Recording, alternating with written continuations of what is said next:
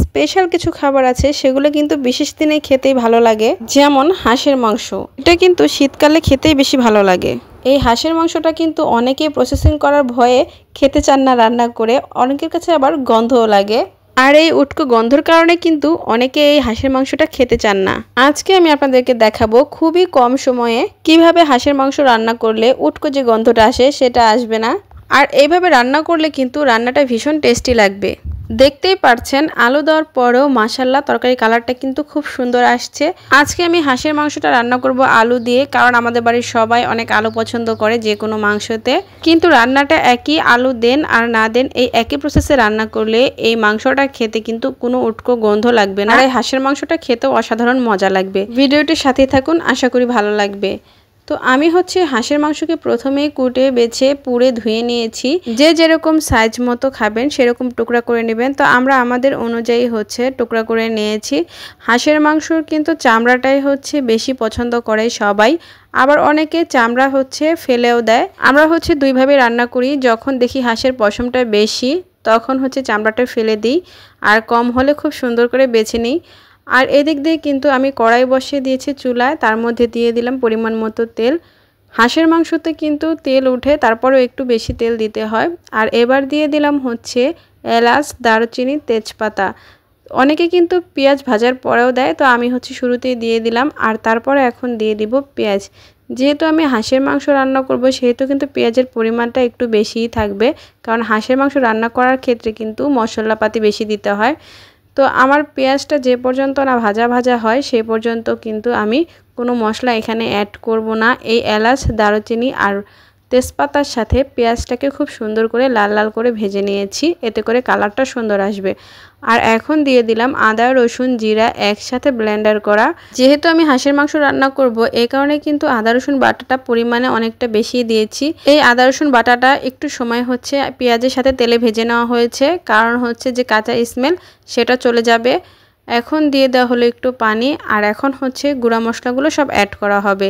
দিয়ে দিলাম পরিমাণ মতো লবণ, পরিমাণ মতো হলুদের গুঁড়ো আর মরিচের গুঁড়ো। আর এই মশলাটাকে খুব ভালোভাবে এখন কষিয়ে নিতে হবে, না হলে কিন্তু মশলার যে কাঁচা স্মেল সেই ঘ্রাণটা থাকবে। তো আপনারা কিন্তু হাঁসের মাংস চাইলে মাখিয়েও রান্না করতে পারেন, সেভাবেও কিন্তু আমরা রান্না করি, খেতে খুব ভালো লাগে। তো মশলাটা কিন্তু আমার প্রায় কষানো শেষ, যেহেতু তেলটা উপরে চলে আসছে। আর মশলাটা তখনই পারফেক্ট কষানো হয় যখন তেলটা উপরে চলে আসে। আর এখন আমি দিয়ে দিলাম কুটে ধুয়ে রাখা সেই হাঁসের মাংসগুলো। এই মাংসগুলো দিয়ে খুব ভালোভাবে কিন্তু অনেকক্ষণ কষিয়ে নিতে হবে। যারা ভিডিওটি দেখতে দেখতে এই পর্যন্ত চলে এসেছেন, একটি লাইক দিতে ভুলে গেছেন, প্লিজ প্লিজ প্লিজ একটি লাইক দিয়ে দিবেন। আর ভিডিওটা যদি আপনাদের কোনো উপকারে আসে, এতটুকু হলেও ভালো লাগে, অবশ্যই লাইক, কমেন্ট, শেয়ার এবং সাবস্ক্রাইব করে আমার পাশেই থেকে যাবেন। তো এখন মশলাগুলোর সাথে মাংসটাকে খুব ভালোভাবে মিক্সড করে দেব। তারপরে বেশ ভালোই কিছুক্ষণ সময় নিয়ে কষিয়ে নিতে হবে। হাঁসের মাংস কিন্তু অনেকক্ষণ সময় ধরে কষাতে হয়। তো এবার দিয়ে দিলাম ঢাকনা। হাঁসের মাংস কিন্তু বেশ অনেকক্ষণ সময় ধরে কষাতে হয়, কেননা এই হাঁসের মাংসগুলো কিন্তু খুবই শক্ত থাকে, এই কারণে অনেকক্ষণ সময় নিয়ে হাঁসের মাংসটা কষাতে হয়। এই হাঁসের মাংসে কিন্তু বেশি পরিমাণ পানি আমি অ্যাড করিনি। মশলার সাথে যখন মাংসটা দিয়েছিলাম তো তখন যে পানিটা উঠেছে সেই পানিটা দিয়েই কিন্তু এই হাঁসটা কষানো হচ্ছে। কিছুক্ষণ পর পর কিন্তু এই হাঁসের মাংসটা নাড়া দিয়ে দিতে হবে, যাতে করে পাতিলায় না লেগে যায়। আর এখন দিয়ে দিলাম কয়েকটা ফালি করা মরিচ, এতে করে ঝাল লাগবে আর খেতে ভালো লাগবে। হাঁসের মাংস কিন্তু ঝাল না হলে খেতে একদমই ভালো লাগে না। হাঁসের মাংসতে কিন্তু হলুদ মরিচের গুঁড়াটা একটু বেশিই দিতে হয়, এতে করে কিন্তু বাড়তি যে গন্ধ সেই গন্ধটা লাগবে না, আর খেতেও ভালো লাগবে। কারণ হাঁসের মাংস ঝাল ঝাল হলেই খেতে ভালো লাগে, অল্প মশলা দিয়ে তরকারিটা রান্না করলে খেতে কখনোই ভালো লাগে না। আর এদিক দিয়ে হাঁসের মাংসটা প্রায় কষানো শেষ। এখন আমি এখানে দিয়ে দিব কতগুলো আলু। আমাদের বাসার সবাই কিন্তু আলু অনেক পছন্দ করে, যে কারণে আমার বেশিরভাগ মাংসের তরকারিতে আলু দিতে হয়। আপনারা যারা আমার ভিডিওটা রেগুলার দেখেন তারা অবশ্যই জানেন যে আমাদের পরিবারের সবাই আলু প্রেমী সদস্য। আলু না দিলে কেউ খেতেই চায় না। তবে হাঁসের মাংসটায় কিন্তু আলু দিলে খেতে ভালো লাগে না।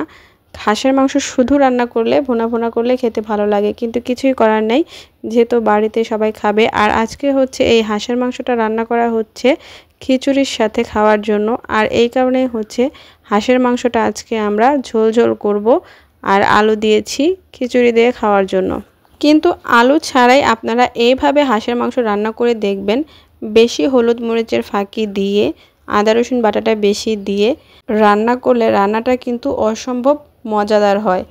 তো যাই হোক, এদিক দিয়ে আপনাদের সাথে বকবক করতে করতে মাংসের সাথে হালকা করে একটু আলুটাও কষিয়ে নিয়েছি। আলুটা কিন্তু পরে দিয়েছি, যারা আলু পছন্দ করেন, আলু দিয়ে রান্না করেন, তো তাদের জন্য বলছি মাংসটা কষানো শেষ হয়ে গেলে তারপরে আলুটা দিয়ে 2-1টা নাড়া দিয়ে তারপরে পানিটা দিবেন।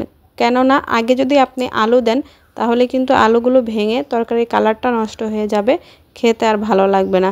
যেহেতু আলু এখন হচ্ছে খেতে প্রচুর পরিমাণে মিষ্টি লাগে, এই কারণে হচ্ছে আলু ভেঙে গেলে তরকারিটার কালারও নষ্ট হয়ে যায়, খেতেও ভালো লাগে না। তাই আলুগুলো সব সময় আস্ত রাখার জন্য কষানো হয়ে যাবার পর যখন আপনি পানি অ্যাড করবেন তার একটু আগে দিয়ে 2-1টা নাড়াচাড়া দিয়ে পানি অ্যাড করে দিবেন। আর পানি দেবার পর যখন বলক চলে আসবে তার কিছুক্ষণ পরে কিন্তু জালটা একদম কমিয়ে ঢাকনা দিয়ে মানে বেশ অনেকক্ষণ ধরে আধা ঘন্টা রেখে দিবেন হচ্ছে চুলায় একদম মৃদু জালে। এতে করে হচ্ছে আপনার মাংসগুলো সিদ্ধ হয়ে সফট হয়ে যাবে।